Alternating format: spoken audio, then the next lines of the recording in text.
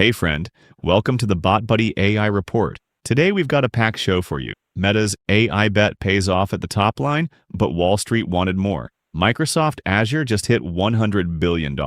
Google's AI agent just moved into your Mac. China is winning Asia's AI race. The US barely showed up.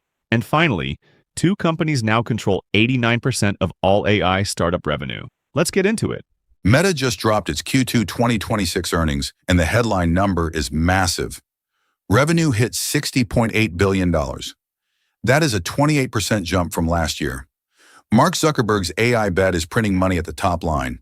The AI ad engine pushed ad impressions up 14% and drove the average price per ad up another 12%. Meta now has 3.6 billion people using its apps every single day. That is nearly half the planet. But here's the thing Wall Street focused on. Earnings per share came in at $6.18. Analysts expected $7.17. That is a miss of nearly 14%. Why? Because Meta is spending astronomical amounts building AI infrastructure, and those costs are hitting the bottom line hard. Zuckerberg said, and I am quoting here, "AI is accelerating our core business today, powering our next generation of products and opening the door to entirely new enterprise opportunities."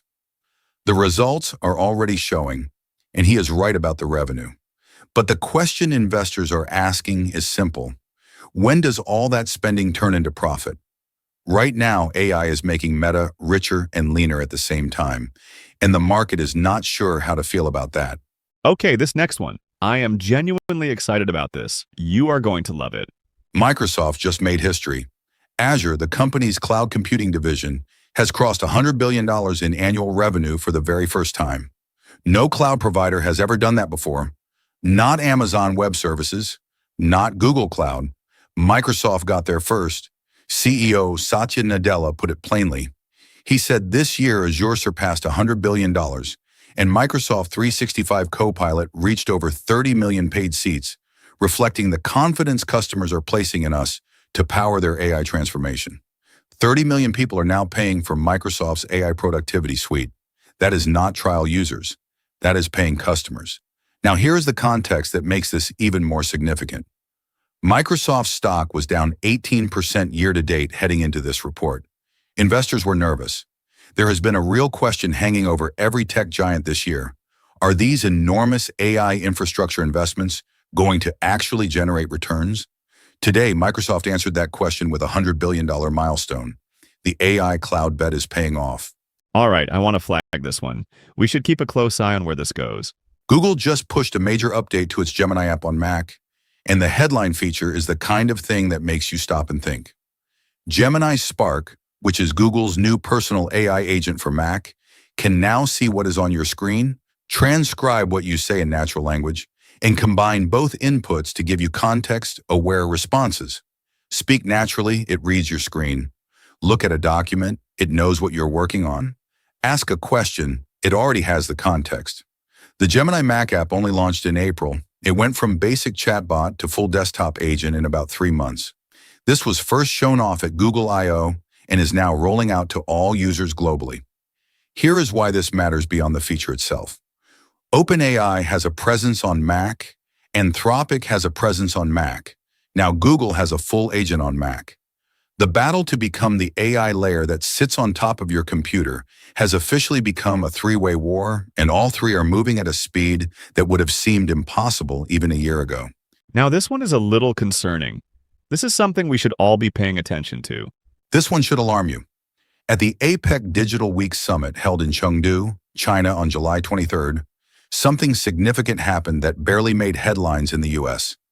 China sent Vice Premier Zhang Guoqing to personally advocate for Beijing's vision of global AI standards.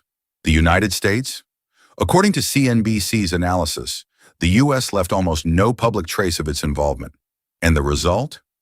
All 21 APEC member economies, including the United States, agreed to back open source AI with what they called strong security. That language is not neutral. It is essentially an endorsement of China's open weight model strategy, giving Beijing's approach regional legitimacy across the largest and fastest growing AI market on Earth. Why did the US show up so weakly? Analysts point to two things. First, Anthropic flip-flopped on its Fable AI model release due to abrupt U.S. export policy changes.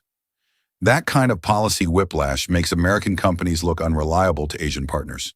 Second, China's newer models are now delivering comparable capabilities at a fraction of the cost. Cheaper and more consistent beats premium and unpredictable every time.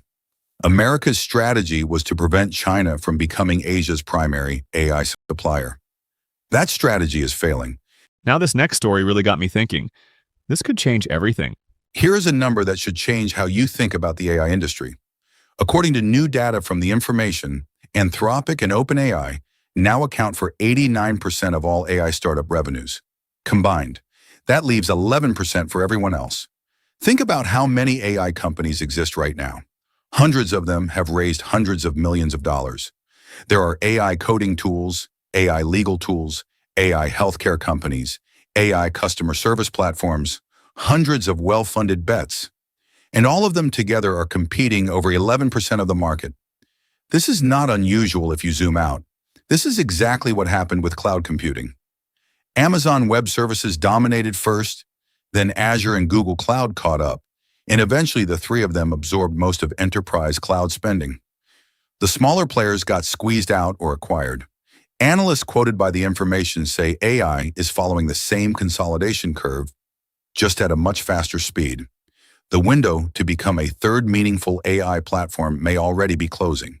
If you are building on top of these models rather than being one of these two companies, the market dynamics are telling you something important. That's all for today, friend. If you found this helpful, smash that like button and hit subscribe. I will see you tomorrow with more AI news.